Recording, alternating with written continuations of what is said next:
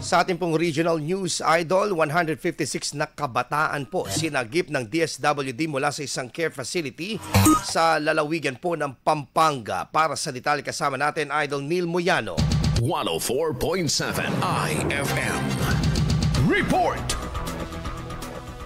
Sinagip ng Department of Social Welfare and Development o DSWD ang 156 na kabataan mula sa isang pasilidad na pinamamahalan ng New Life Baptist Church of Mexico, Pampanga Incorporated, matapos makatanggap ng mga ulat ng umuning pang-aabuso. Ayon sa DSWD, natuklasan sa lugar ang masikip na tulugan, maruruing banyo, barbed wire sakit at iba pang panganib tulad ng fire hazards. May mga ulat rin ng physical, verbal at psychological abuse na nagbunsod sa agarang rescue ng DSWD Field Office 3, katuwang ang Women and Children's Protection Desk ng Pampanga Police.